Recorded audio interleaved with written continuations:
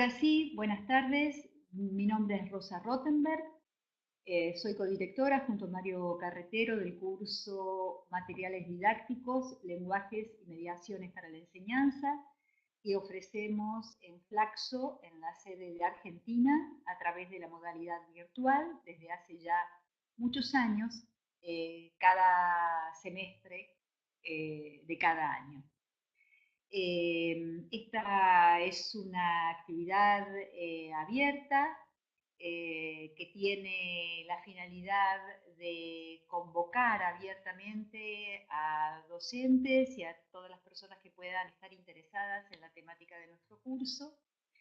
La realizamos previo al inicio del curso, de la próxima corte, que como ustedes pueden leer, inicia el 9 de agosto. Y como siempre nos gusta encontrarnos con gente que conozca qué hacemos o por qué, o digamos, convocarlos desde los temas que nosotros tratamos. Pensamos que esta es una oportunidad o una buena manera de contarles un poquito más cuál es la perspectiva o cuáles son las temáticas que vamos a ir abordando a lo largo del curso. Esta actividad es una muestra de lo que nosotros hacemos en el curso. Digo esto porque me acompaña la profesora Silvia Bacher. Silvia es profesora del curso. Para quienes no lo sepan, tengo que decir que además de buena amiga, Silvia es periodista, es docente, es magíster en comunicación y cultura por la Universidad de Buenos Aires, autora de 2 libros que quiero, y les muestro las tapas, Tatuados por los medios, Navegar entre culturas, otro libro de Silvia, el último libro de Silvia. Y bueno, tal vez el título del segundo libro de Silvia, Navegar entre culturas, nos da una buena muestra de cuál es la temática y el enfoque de Silvia, pero también del curso para pensar específicamente los materiales didácticos. Para ser más clara y para ya entrar en tema, quiero decirles que nosotros en el curso no pensamos en las tecnologías de antes y de ahora, pensamos en términos de convergencias de tecnologías y pensamos los medios para la enseñanza en el marco de las transformaciones culturales que nos afectan a todos, a los docentes, a nuestros estudiantes, a las escuelas, a la sociedad toda. Y Silvia es una experta en estas temáticas, como les decía antes, trabaja específicamente en el ámbito de la comunicación y educación, y nos parece que su aporte es rico y valioso para tratar los temas del curso y en este caso de la actividad de hoy. Así que le doy la palabra a Silvia, ella va a hacer una exposición, yo voy a estar siguiéndola, leyéndolos, trataré de aproximarle a Silvia las preguntas o las cuestiones que ustedes vayan planteando, y bueno, ojalá sea una actividad fructífera para todos. Empezamos. Silvia, te doy la palabra. Hola, gracias primero por venir y por acompañarnos hoy. Una alegría, hola a todos, hola a todas, de los distintos puntos tan lejanos y tan cercanos. De eso se trata este espacio, de poder conectarnos más allá de las distancias tradicionales y encontrarnos. ¿Dónde? En una pantalla que por un momento se convierte en una escuela. Así se llama este espacio, Escuelas y Pantallas. Y mientras pensaba en qué vamos a compartir hoy, que espero sea un espacio construido entre todos, Rosa recién decía, Silvia es una experta, y yo creo que mi mayor expertise es reconocer mi poco conocimiento, pero a la vez validar mi inquietud y mi búsqueda constante, que tiene que ver con mi profesión, con el periodismo, pero que también tiene que ver con el amor, que es la docencia. Soy maestra, trabajé como maestra, soy profesora en letras, me desarrollé después en el campo de la comunicación con una convicción que está muy desarrollada en el libro Tatuados por los Medios, y es que las pantallas también son escuelas. Lo que pasa es que a muchos de los que están en las pantallas, sea en la producción, en la programación, en la conducción de los medios tradicionales, no les avisaron. Y entonces, todos aquellos que nos cuentan, bueno, no termina de cerrarnos dentro de la concepción de escuela que pensamos. Y entonces pensaba si estas escuelas y pantallas podemos pensarlas o considerarlas como puentes o muros. Vivimos en un tiempo, en un contexto donde hay muchísima gente que busca tender muros, pero también escuchamos, nos asombramos, nos enojamos, nos solidarizamos con aquellos a quienes se les quiere poner muros, cerrarles el acceso a determinados lugares, muros entre Estados Unidos y México, muros a los migrantes que huyen desesperados buscando un poco de paz y de comida, de trabajo en otros países, estoy pensando en Europa. Esto también, estos muros y estos puentes en los que estamos habitando, tienen mucho que ver con la escuela y las pantallas. ¿Por qué? Y díganme si están de acuerdo o no. Porque entiendo que las pantallas y las escuelas pueden a su vez constituirse en muros o en puentes. Muchas veces cuando leo documentos escritos desde ámbitos, desde organismos internacionales, regionales, nacionales, parece que la escuela fuera más un obstáculo que una solución.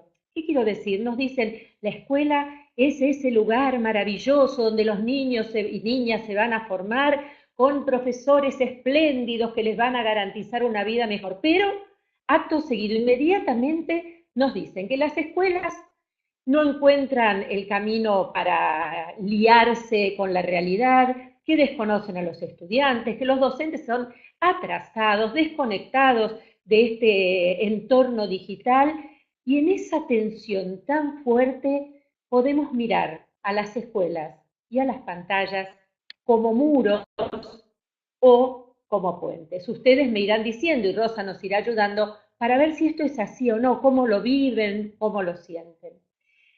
¿Cómo pensar la escuela? En este momento en particular, esto que les digo no es de los últimos años, estoy hablando de documentos a lo mejor de hace 15, 17 años que ya marcaban esta tensión, esta disrupción entre las miradas sobre docentes y escuelas. Pero ¿cómo pensar la crisis indudable que atraviesa la escuela? ¿Como una crisis de escuela piensan que la tenemos que pensar? Yo creo que la tenemos que pensar como una crisis de época. Hay un profesor, un pensador, un maestro para mí y un amigo que se llama Jesús Martín Barbero y que nos dice, es imposible pensar la escuela si no pensamos el entorno y el contexto temporal que está atravesada, en el que está instalada. Y nos dice, para ser sumamente gráfico, una frase que a mí me parece maravillosa, que es, bienvenidos al caos, bienvenidos nuevamente al caos. Cuando lo escuché decir esto, lo primero que sentí fue tranquilidad. De una manera me ayudó a ordenar todos esos hilos sueltos, esos cabos sueltos que me costaba entramar. Saber que este tiempo que habitamos es único, por supuesto, pero que a su vez remite a otras instancias de la humanidad donde este caos se disparó, se produjo o fue producido también por el avance de la humanidad, por el desarrollo de la humanidad, como la aparición del alfabeto, la aparición de la imprenta, donde cada vez el conocimiento se va ampliando para más y más personas, hasta llegar a donde, al día de hoy, donde el conocimiento está ni siquiera en nuestras computadoras, está en los libros, creemos que está en las computadoras, pero está ubicado en infinita cantidad de espacios, está en la nube, nos dicen algunos. Claro que la nube no existe, porque si miramos para arriba, miren, observen, encuentran por allí que les cae algún conocimiento, no lo encuentro. Están en el fondo de los océanos, en cables. Es una especie de paradoja que nos digan nubes y estén ancladas, guardadas en espacios donde nosotros con nuestras preguntas iremos rescatando y conectando el conocimiento que requerimos. Y ahí es uno de los espacios en los cuales tenemos que pensar si la escuela y las pantallas serán muros o si serán puentes. En ese sentido, me gusta pensarlas como oportunidad y como construcción colectiva. Durante mucho tiempo, en realidad siempre, la escuela fue parte de un engranaje muchísimo más amplio. Un engranaje donde la escuela respondía y construía, era unida y vuelta, ese engranaje que va y viene y que permite el avance de determinada etapa del tiempo. Así, por ejemplo, voy a contarles que voy a probar si me funciona la primera imagen, si no nos van a ayudar, ahí estamos. ¿Cómo fueron las escuelas fines del siglo XIX, principios del XX? ¿Qué tenían de particular? Eran escuelas que nos ayudaban a crear, a imaginar, a construir, o eran escuelas que estaban pensadas para la transmisión y la reproducción de valores y el cobijo y el enriquecimiento de un saber construido por algunos para otros. Allí en el frente ven ustedes en varias de las imágenes él o la docente, la pizarra y todas las niñas por su lado, los niños por su lado, tratando de anotar, de repetir, de reconstruir ese saber que les era transmitido. Esto tiene que ver ¿con qué? ¿Solamente con una escuela que buscaba eso o con una época? ¿Cómo eran las familias en ese tiempo, en ese siglo XIX y XX? Familias y matrimonios que buscaban responder a la etapa de la modernidad, donde un hombre aspiraba a casarse con una mujer y viceversa, tener hijos y empezar, y seguramente su aspiración tenía mucho que ver con finalmente trabajar en un ámbito donde pueda esta realidad darse de manera sistemática. Vamos a ver si se me fue. Quiero ir, quiero ir a las 7. Y también esto se representaba en el trabajo. Un trabajo, decíamos, que aspiraban que fuera el trabajo de toda la vida. Un trabajo con un horario en el cual la escuela resolvía en muchos casos la vida familiar, hombres en una línea de producción, mujeres muchas de ellas en sus casas cuidando a los chicos, ayudándolos en las tareas, también muchos chicos trabajando. La escuela, tal como la conocemos, en su formato en el cual muchos de nosotros, muchos de todos ustedes que están aquí con nosotros, fueron parte, ya de chicos, adolescentes o adultos. Una escuela que le respondía a esta sociedad que demandaba eficacia y prometía un bienestar que se garantizaba con esta familia, con este trabajo, con una economía y una mirada de la economía y de la cultura regional que jugaba muy, muy en sintonía. Sin embargo, el tiempo pasa, cambian las distintas situaciones y cambia el tiempo. Partimos de la escuela y vemos que la escuela trae colores cuando llega el siglo XX, trae todavía una pizarra en el frente y en muchas escuelas, gracias a los dispositivos distribuidos gratuitamente en muchos países, por distintas políticas públicas, incorporan tecnología, aunque todavía se utilizan como si fueran cuadernos, como si fueran libros, como si el docente ocupara el mismo lugar que tenía en la diapositiva anterior, ¿no? En esta donde, bueno, había libros, a ver si lo logro. Chicos, estoy aprendiendo con ustedes, por eso escuelas y pantallas. En estas escuelas no es tan distinto, ¿no? El formato, si ustedes miran. Ahora, en el siglo XXI, lo primero que quiero decir es que nadie sabe muy bien cómo va a evolucionar la escuela. Vemos que los formatos edilicios, las propuestas de construcción y trabajo por proyecto empiezan a cobrar fuerza, empiezan a buscar cómo ligar ese espacio en conjunto donde niños, adolescentes, adultos y familia conviven y construyen para pensar el conocimiento de otro modo, porque el conocimiento está allí, nos dice otro pensador que se llama Serres, y nos dice, ahora que todo está ahí, ¿qué hacemos con nuestra cabeza? ¿Para qué la usamos? Ahora, esta escuela también se relaciona con otros modos de construcción cultural y social.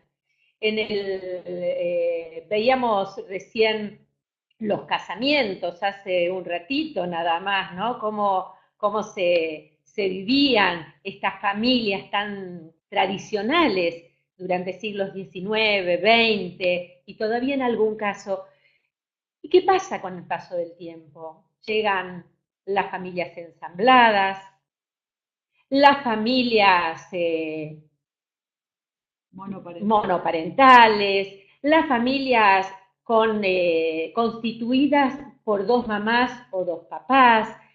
Por supuesto, también coexiste, porque todo es un proceso de transformación con familias que podríamos llamar tradicionales o de la modernidad, que encuentran allí su espacio y su tiempo. Y esto también se dice con el desafío, hablábamos antes, de la nueva escuela y de los nuevos trabajos. Vimos recién esos trabajos en línea. ¿Y hoy cómo serán? Aquí tenemos algunas imágenes. La primera es de un entorno de trabajo de Google. Saben ustedes que allí hay mesas de ping-pong y hay grupos que entran, que salen, que debaten, que construyen colectivamente estos encuentros.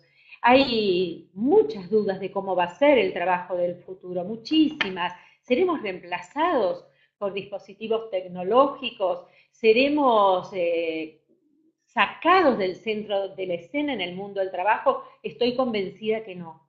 Estoy convencida no porque sea una necia, sino porque es invitarlos a mirar los procesos históricos, culturales y sociales para entender que es la misma sociedad la que se va reorganizando, rearmando, reconstruyendo, aprendiendo nuevos saberes, aprendiendo nuevas maneras de convivir. Ahora, ¿por qué las escuelas, visto esto, ¿no? Este primer punto donde la idea mía, ustedes me van a decir, y Rosa me codea si lo hice mal, si se entiende por qué les planteo que hay un desacompasamiento, que algo se ha roto en ese engranaje, que necesitamos volver a construir entre la escuela y todo ese entorno. Si miramos la escuela sola, decimos la escuela está en crisis, los docentes tienen una formación inacabada,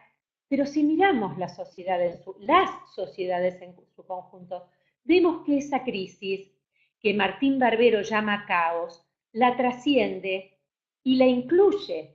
Y es una especie de caja de resonancia donde toda esa crisis está vital y está transformándonos. Ahora, ¿qué hacemos con eso?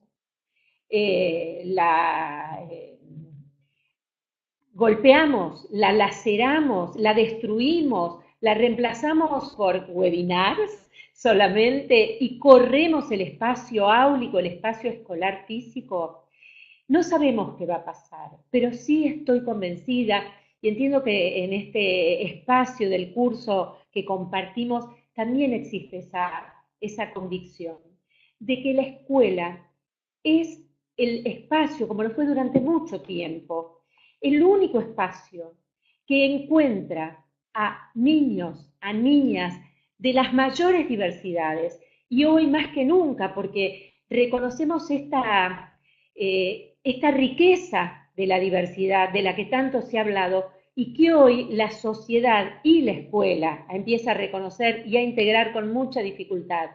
Diversidad de familias, como veíamos recién, diversidad de identidades, tanto en estudiantes, de identidades de género, tanto de estudiantes como de docentes, diferencias de todo tipo. ¿Dónde se encuentran los diferentes? ¿Dónde se encuentran las diferentes?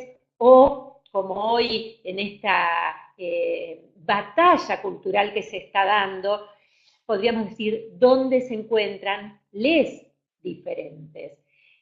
La escuela es la institución, la única institución que tiene la sociedad actual y que tuvo la sociedad moderna para recibir a las nuevas generaciones, considerándolos fundamentalmente ciudadanos y no consumidores.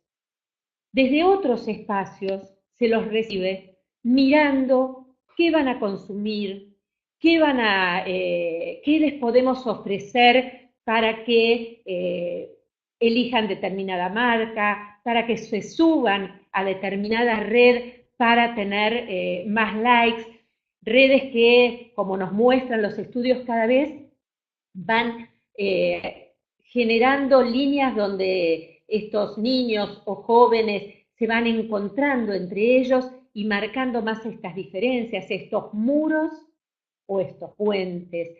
La escuela recibe a todos. ¿Para qué? Ya no para transmitir ese conocimiento, porque el conocimiento, como decíamos, está disponible, pero está disponible. A mí me gusta preguntarme muchas veces si le damos un dispositivo, una computadora, un celular o una tablet a un niño que tiene una formación pública o privada de alta calidad, que tiene todo esa riqueza de estimulación que saben dar los docentes. Cuando le damos el celular a ese niño, el uso, o ese adolescente, el uso que le va a dar, ¿será el mismo que le da un chico, una chica, un niño, una niña que va a una escuela donde no se lo estimula, donde todavía existe ese mecanismo de repetición, ese aula donde el docente dice para que el alumno repita, donde se ponen, tal vez incluso, muchos ni siquiera las incluyen por distintos motivos, algunos porque no tienen conectividad, otros porque no tienen dispositivos, pero otros los tienen y no encuentran la manera de recuperar ese potencial que tienen los dispositivos. Para pensar esto, a mí me gusta pensarlo desde una perspectiva de derechos. ¿Qué quiere decir esto?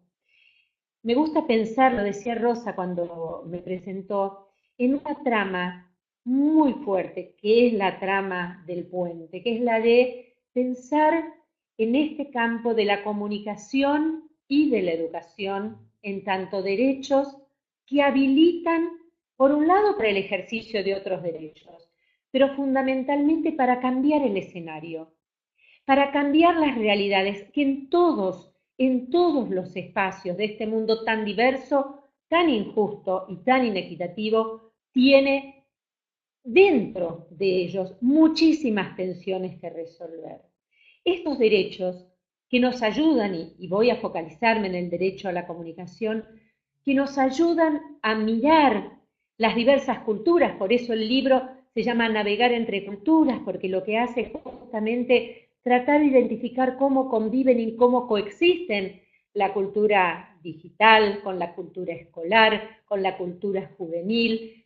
Una vez que se identifican, ¿cómo adentrarnos en ellas? No podemos hacerlo desde nosotros solos. ¿Qué sabemos nosotros del pensar, del sentir, del hacer, de los miedos de los estudiantes, de nuestros estudiantes, de sus familias? Nos resulta difícil poder construir una escuela que vibre, que los convoque, que los invite, si no podemos hacer eso. El libro Tatuados por los Medios tiene un pequeño epígrafe, un refrán de origen jesuita que dice: para enseñarle latín a Pedro hay que saber latín, pero también hay que saber Pedro. Se los repito, ¿saben por qué? Porque yo tuve que leerlo 2 veces para entenderlo y para enamorarme del refrán. Para enseñarle latín a Pedro hay que saber latín, pero también hay que saber Pedro. Tristeza, falta de concentración, falta de interés, signos de dolor y sufrimiento que en realidad pueden ser señales de depresión. Los casos de depresión aumentaron casi un 20% en la última década, convirtiéndose en la mayor causa de discapacidad en el mundo según la Organización Mundial de la Salud. En Argentina, de acuerdo a las últimas cifras del Ministerio de Salud de la Nación, el suicidio tiene una tasa del 7.2 por 100.000 habitantes. La cifra supera la de muertes por homicidio, que actualmente es de 5.2. ¿Qué dice la Organización de la Salud? Que el primer paso para poder abordar estos temas de salud es la palabra. La palabra es comunicación, claro, no es la única. Hay muchos otros modos de comunicar, pero tenemos la palabra, tenemos el pensamiento, tenemos la posibilidad de reconocernos. Y la escuela, en tanto espacio de reunión de lo diverso, tiene el compromiso ético de garantizar la transmisión de la riqueza de esa diversidad, de esos valores que rompan los muros que desde muchos espacios, muchas veces desde la política, muchas veces desde los medios de comunicación, muchas veces desde los comunicadores y algunas veces también desde las escuelas, se construyen para que el mundo parece, una vez me decía en una entrevista a Marc Augé, un pensador francés que tiene 80 años, es un chico, me decía: Silvia, en el mundo hoy hay 3 andariveles, el de los poseedores, el de los consumidores y el de los desposeídos. Y si no encontramos una manera de que esos se crucen, el futuro es muy poco esperanzador.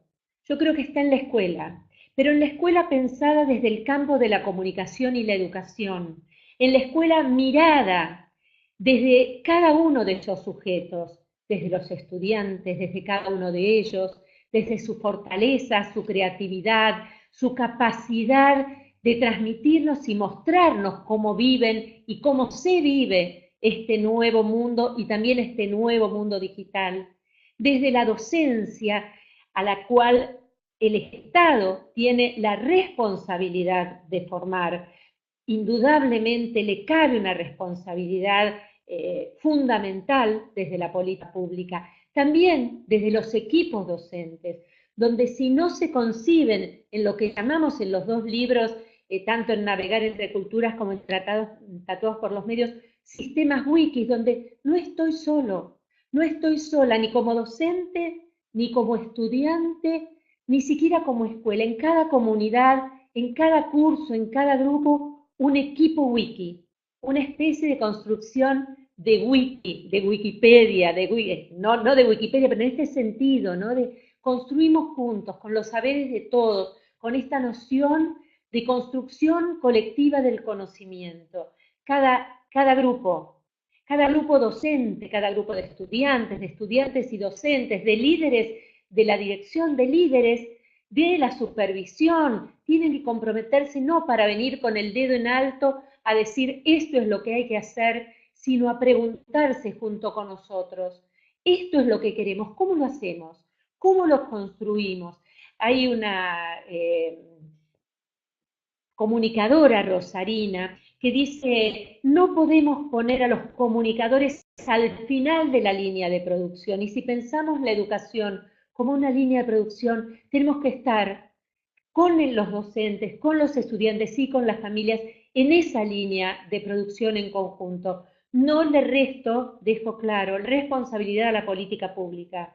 Debemos exigírsela en calidad edilicia, en calidad de condiciones de trabajo docente, en calidad de vida de los estudiantes, en calidad de enseñanza de educación sexual integral para la prevención de problemas que después parecen sorpresivos, porque falta esa mirada que les estoy proponiendo, que es la de levantarnos de la mirada de el material, no sé decir del material, sí, pero el material mirado desde la política pública. Tomar, me gusta, hay un libro, y les voy tal vez moviéndonos un poco, pero hay un libro que se llama Zoom, es un libro de imágenes simplemente, donde las imágenes nos van mostrando cuando la cámara va tomando distancia, cómo vemos la complejidad mucho más amplia de lo que imaginamos.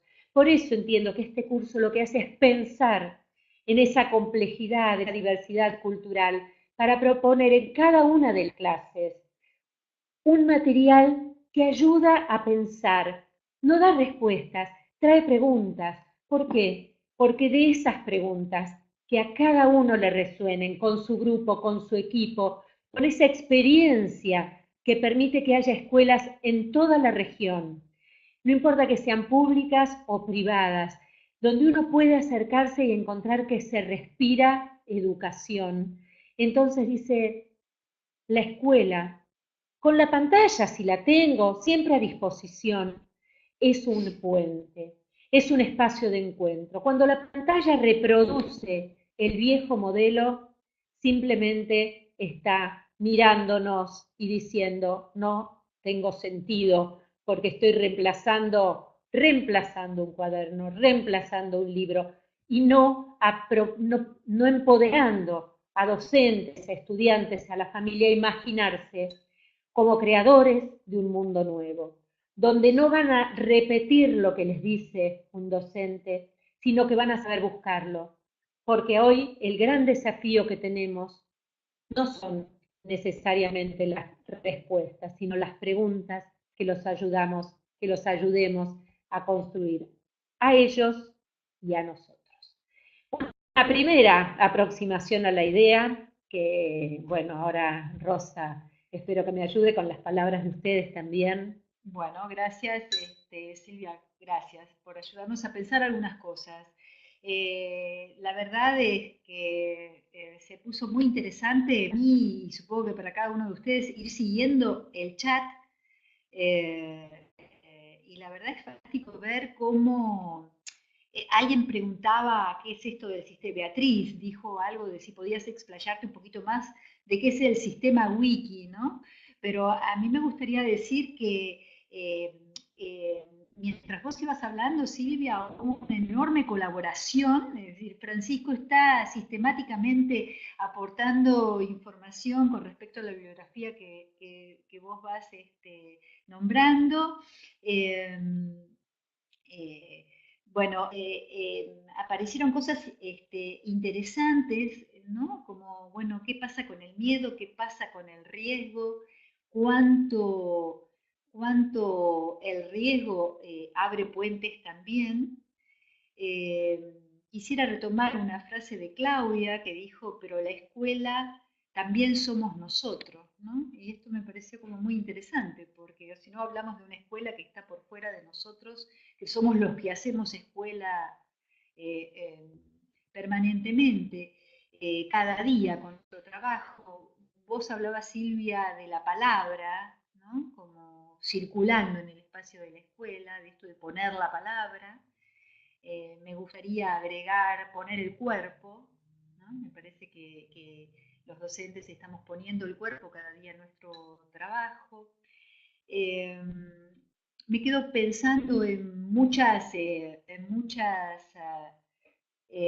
a hablar más fuerte, me quedo pensando en la posibilidad, vos planteaste el tema de las preguntas, me quedo pensando en cuánto podemos convertir al aula, transformar la escuela en el sentido de esperar menos respuestas, formular mejores preguntas y fundamentalmente dar la posibilidad a que cada uno de los que ahí habitan el aula puedan generar su propia pregunta.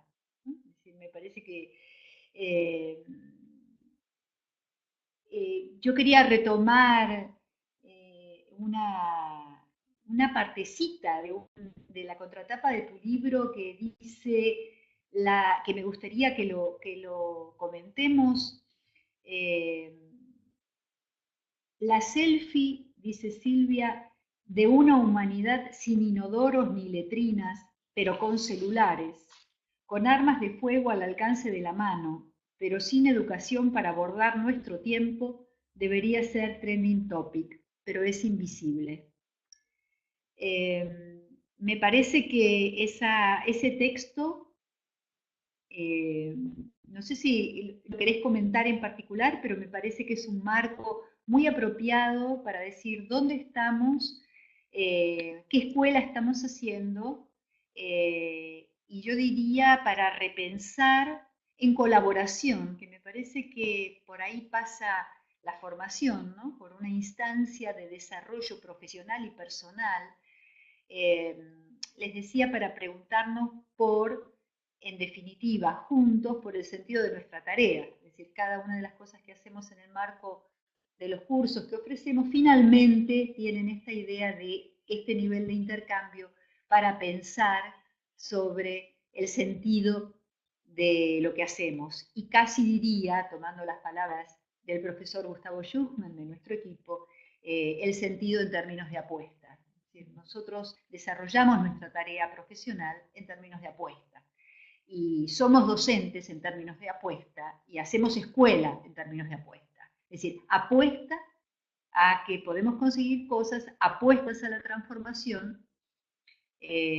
Una vez leí de Isabelino Siede que nadie que esté en el mundo de la educación está en la educación para dejar el mundo tal como está, ¿no? Hay como una cierta intencionalidad transformadora. Bueno, me gustaría retomar, sí. si te parece, la frase primero, pero aparte algo que mencionaste que tiene que ver con el miedo, ¿no? La frase que está en el libro, en Navegar entre Culturas, hace referencia a un dato que me impactó mucho, que dice que en el mundo 4.500 millones de personas del total de la población mundial tiene acceso a letrinas o inodoros. 4.500 millones tiene acceso.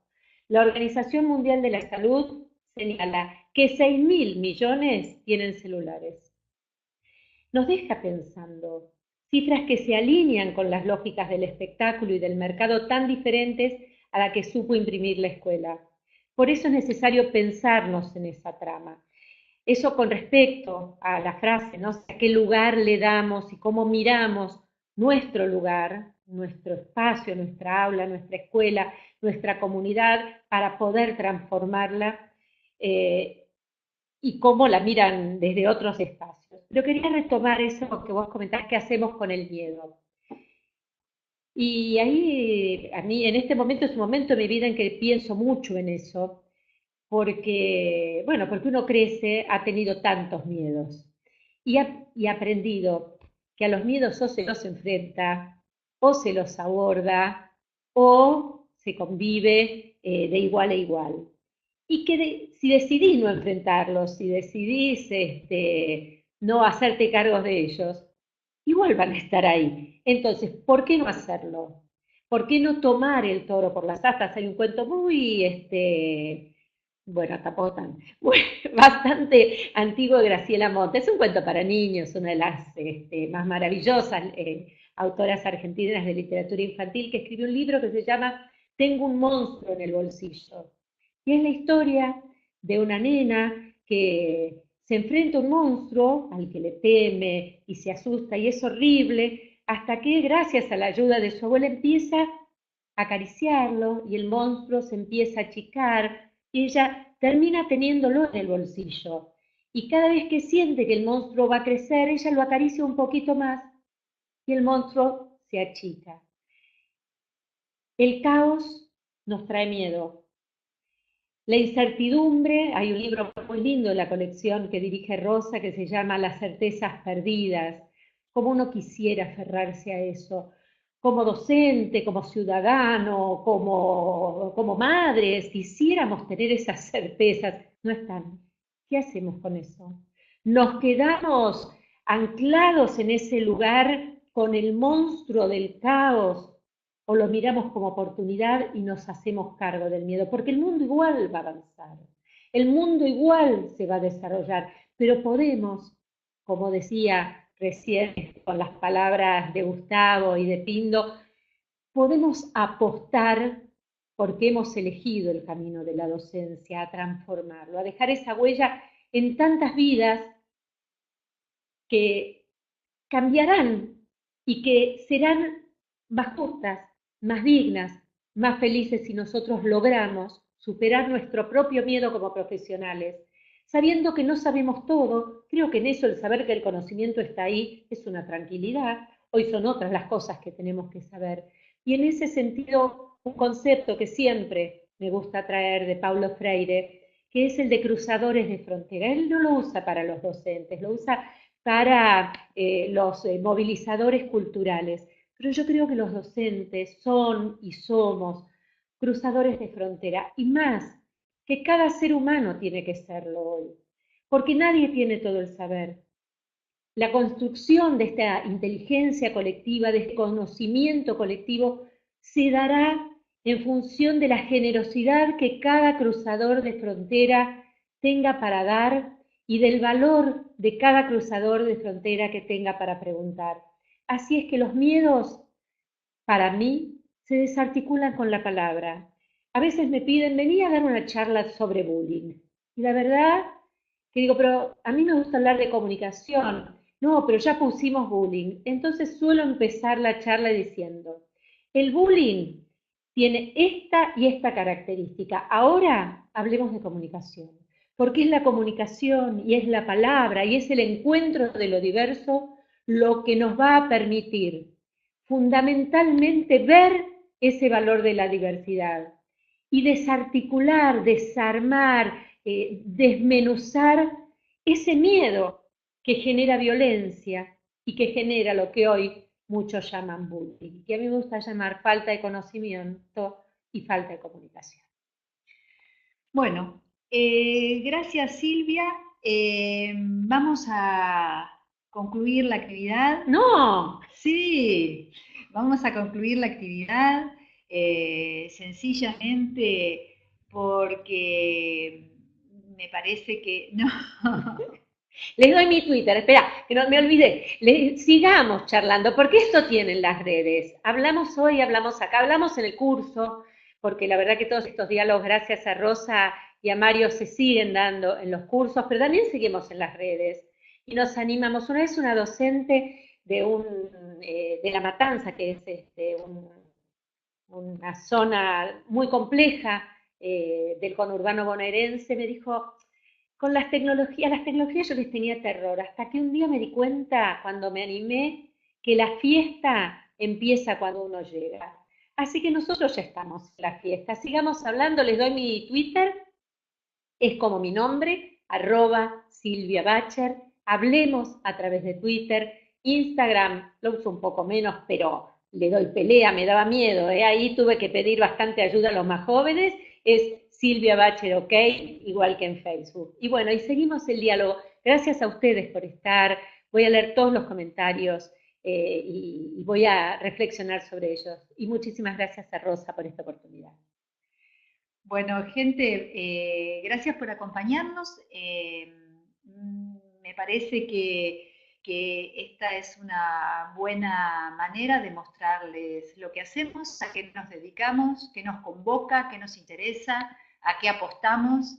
Y como les decía que pensamos la práctica profesional de la docencia como apuesta, apostamos a generar desde la Flaxo Argentina un espacio de reflexión y de trabajo compartido que nos permita a todos desarrollarnos personal y profesionalmente. Ya saben dónde estamos, tenemos nuestro mail contacto. Ojalá tengan ganas de sumarse, hacemos esta actividad para convocarlos, hacemos esta actividad intencionalmente para sugerirles que se vengan, que nos escriban y que participen. Va a quedar grabado, lo vamos a enviar. Gracias por las palabras, gracias por estar, seguimos trabajando. Si no es en esta oportunidad, será en otra, pero seguiremos en contacto. Un abrazo, gracias y a seguir apostando.